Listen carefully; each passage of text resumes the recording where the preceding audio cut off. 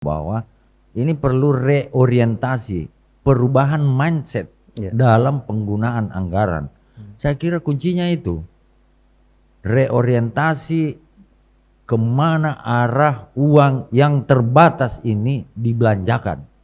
Saya kira sama mengelola rumah tangga, ada prioritas. Apakah perlu kita berutang misalnya ya, ambil kredit hanya untuk membeli kesenangan yang masih bisa ditunda misalnya. Oke, menarik, tetapi saya pengen ke PHRI. Dari mana dasarnya PHRI sudah berbicara tentang banyaknya orang yang bakal PHK kalau ini efisiensi anggaran dilakukan? Oke, makasih. Silakan. Saya tidak apa-apa izin ini.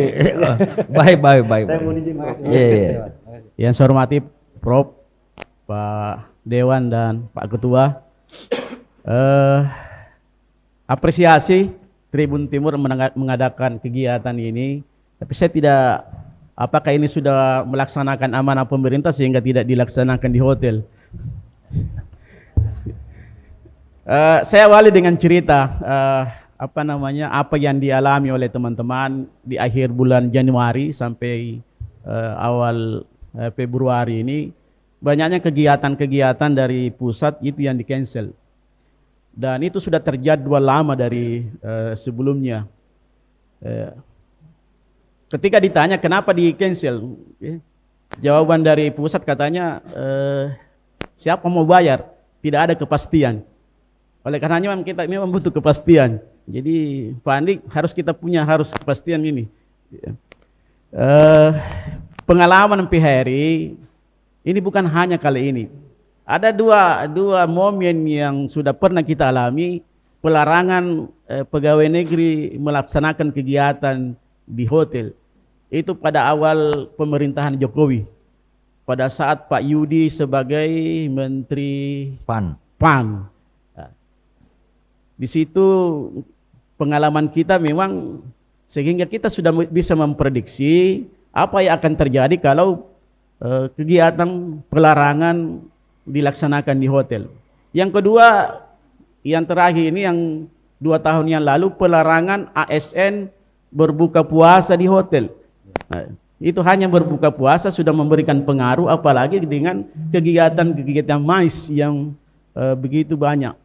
Perlu saya memberikan gambaran sedikit bahwa kegiatan MICE di hotel selama ini itu sekitar 40-60% dari pemerintah.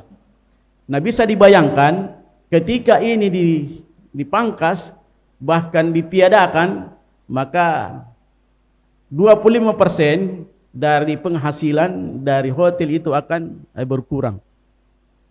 Tentu akan memberikan dampak kepada teman-teman pengusaha ketika okupansi turun, pendapatan turun, ya tentu kita juga akan melaksanakan efisiensi. Di situ intinya.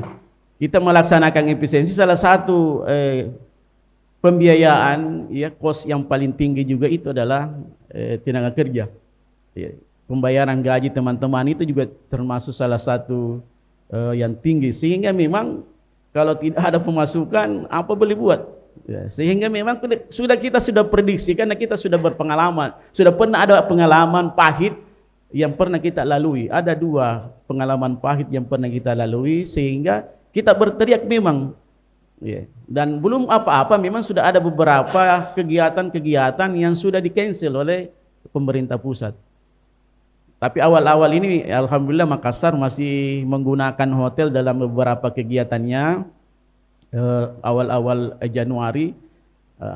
Tapi kedepannya ini memang kalau ini terus dilanjutkan maka tentu kita juga harus beradaptasi dengan apa yang menjadi keputusan pemerintah.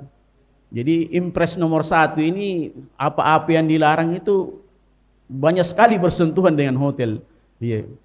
Jadi tidak ada penggunaan seminar, tidak ada FGD dan lain sebagainya. Selama ini FGD seminar kan biasanya dilaksanakan di hotel.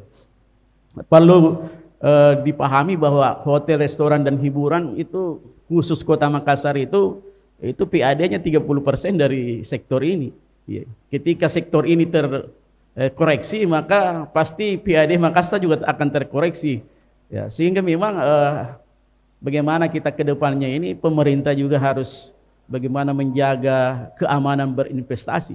Berinvestasi di hotel itu bukan main-main jumlahnya. Ya. Jadi anggaplah bahwa hotel-hotel kecil saja itu untuk investasi itu hitungan kasarnya itu 50 juta per kamar. Jadi berapa investasi yang harus kita keluarkan kalau terjadi koreksi terhadap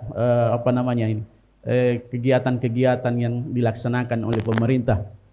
Jadi itulah kegalauan hati kami karena kita sudah pernah rasakan ketika itu terjadi maka akan terkoreksi juga terhadap. Jadi bukan hanya persoalan ekonomi akan muncul tapi akan berakibat juga akan persoalan sosial. Karena ketika ini terjadi, ya PHK pasti kita akan lakukan untuk efisiensi penggunaan anggaran kita juga untuk menetralkan keuangan dari masing-masing perusahaan. Ya, saya kira itu kegalauannya sehingga ketua kami berteriak dari awal karena sudah pernah dia rasakan. Jadi bukan persoalan COVID, sebelumnya itu ada kita rasakan. Ya. Iya. Tapi selamat juga kan? Ya, Tetap selamat hotel kan? karena pada saat itu dibatalkan itu aturannya. Oh, dibantu. Iya, kita turun di jalan sampai ke kantor DPR kita demo pada saat itu hotel-hotel pada demo dan didengar Pak JK langsung batalkan memanggil Pak Yudi untuk batalkan itu aturan dan alhamdulillah bisa jalan. Iya. Jadi besar sekali ya, artinya kontribusi hotel terhadap PAD ya? Besar, Pak kan pernah di Makassar. Bagaimana kontribusi PAD hotel, restoran dan hiburan yang 30% itu dari Hotel, restoran dan hiburan itu. Iya. Oke.